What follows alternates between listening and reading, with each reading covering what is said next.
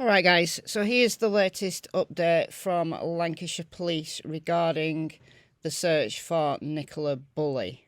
Since this update has been put out, Twitter is driving me insane. There's so many people who think that the police have got it wrong, who think that somehow her taking the harness off Willow negates the possibility of her falling in the river. What if she took Willow's harness off before she fell in the river?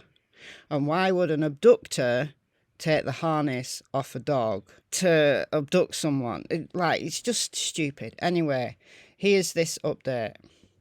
It's now a week since the mum of two went missing, and since last Friday we have been carrying out extensive searches in the area along with many other inquiries in the background. The work has included extensive and thorough searches of the river and footpaths by specialist police search teams and partner agencies, including Coast Guard, Mountain Rescue and Lancashire Fire and Rescue Services.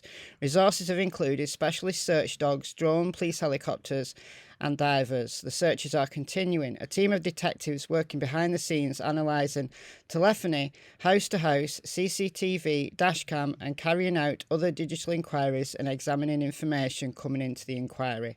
Several public appeals for information and to trace witnesses. Key witnesses have now all been traced. We are grateful to the media for all of coverage and to the community for their help, information and support. Based on all the work we have done so far, we are now as confident as we can be Nicola has not left the field where she was last seen, and our working hypothesis is that she has fallen into the river for some reason. There is no evidence whatsoever that there is anything suspicious about her disappearance or any third-party involvement in her going missing. Our investigation remains open and we will, of course, act on any new information which comes to light. Superintendent Sally Riley said it's now a week since Nicola went missing and her disappearance has understandably caused a huge amount of concern and upset in the local community, as well as being an absolutely awful time for her family. As a mum, I can't begin to imagine the suffering they're going through. We are supporting them as best we can and keeping them updated on our efforts to try to find Nicola. We have done a huge amount of work both in terms of searches of the area as well as extensive inquiries which have been ongoing behind the scenes. And based on the work, we are sure as we can be Nicola has not left the area where she was last seen. And very sadly, for some reason, she has fallen into the water. So that's the timeline that I talked about yesterday. And here is a graphic showing specifically where the gate and the bench was. So this is a press briefing, so let's play a clip from this. Only a 10-minute window in which we cannot account for Nicola's movements. So they've got a 10-minute window. A 10-minute window, that is all. The inquiry team has undertaken a number, as I said, of dashcam, CCTV and ring doorbell footages. This has allowed us to eliminate any trace so far of Nicola having left the riverside, which is really important. So we believe that Nicola was in the riverside area and remained in the riverside area. We remain open to any inquiries that might lead us to question that, but at this time, we understand that she was by the river.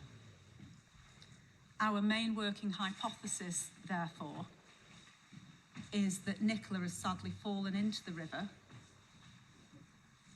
that there is no third party or criminal involvement, and that this is not suspicious, but a tragic case of a missing person.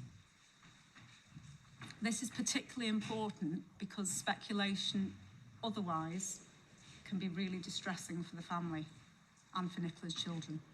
Yeah, but that doesn't stop the internet, does it? That doesn't stop the internet. Nicola's partner, Paul, has spoken out and people have criticised him. You know, the usual nonsense that, he looks shifty and, there's something off, there's something wrong, there's something odd. Come on, guys. Don't you think Paul's alibi will have checked out? Don't you think that if Paul had done something, why would Willow be sitting by the river, sitting by the bench? Come on, guys. Right, I'm going to play this. Anything to say other than what the family said yesterday. my whole focus is on 2 girls, just staying as strong as I can for them. I'm scared that if I put any focus into anything else, it's going to take my, focus off that. So I've got to be very careful. Just hoping to goodness that anything comes out from the interview yesterday, no matter how tiny. Just say a massive thank you to the community, friends, for everything that they're doing. It's absolutely incredible. I just can't believe that we're a week on, and as yet it seems like we're no further on. It just seems absolutely impossible.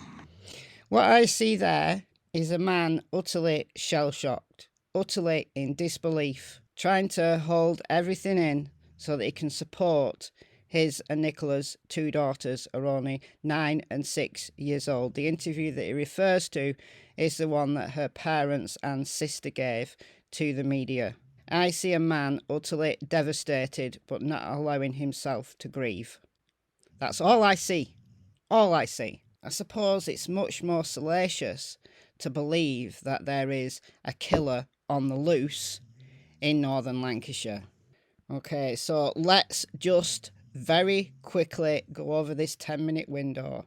The last confirmed sighting of Nicola was 9:10 on 27th of January. She was seen in the upper field. Officers were alerted to her disappearance when her spaniel Willow was found loose off Garstang Road 25 minutes after she was last seen by another dog walker at 9:35. At 9:20, police believe her phone was on a bench while connected to a work Teams meeting which ended 10 minutes later. Whatever happened between 9:20 and 9:30. She failed to log out of the Teams call at work. So, stop it. Just stop it, guys. Just stop it. Occam's razor.